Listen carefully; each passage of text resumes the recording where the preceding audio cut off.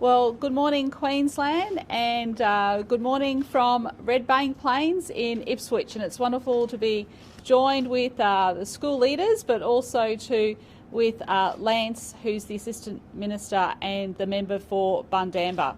And the reason we're in Ipswich is because I want to see the vaccination rates increase more in this region, and I'll come to that in a moment. But in some good news today, we've got 2 community cases, and they are linked, which is good news, both in home quarantine, so not at risk.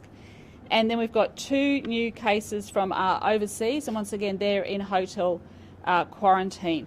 But we are still concerned about the Gold Coast, and the Deputy Chief Health Officer will talk a little bit more about that in a moment. But the 2 cases we have on the Gold Coast, they are clustering together. So we do need to find out that link, and we do need to make sure that people are getting tested and getting vaccinated. So we need to see those good testing numbers, and we did have 9,474 tests in Queensland over the last 24 hours. So those numbers have come up from yesterday, which is great news.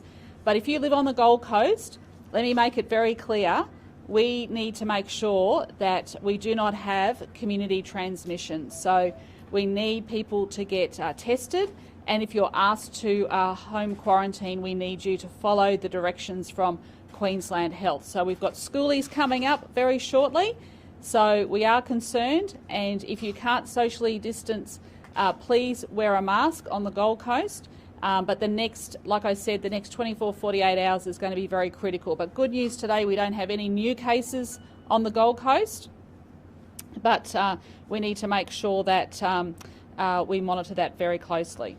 Okay, and in fantastic news, 17,509 vaccines were administered by Queensland Health yesterday, and that is the best in about 2 weeks. So that is excellent news, and we're seeing our numbers increase. And this weekend is a great opportunity for you to come and get vaccinated. So that means we are now at 80.55% at least 1 dose, and 68.84% are fully vaccinated. And we should be getting that 70% double dose milestone either on Sunday or Monday. And can I just say to Queenslanders, I will let you know when we reach that milestone, because police have to do a lot of operational things when we reach that milestone. So that information will come from me after we have our morning phone hookups. So that's very good news. So look, I will let Dr. Aiken talk a little bit more about those cases, but I will just say this, that this weekend we're having our school vaccination blitz, so more than 50 schools. So please go onto the website and have a look.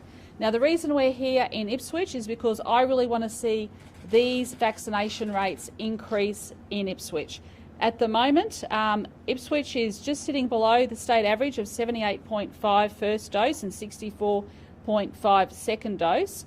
But here, for example, around Red Bank, it's 66.3% first dose and 50.6 second dose. So it is really important that people come out and get vaccinated.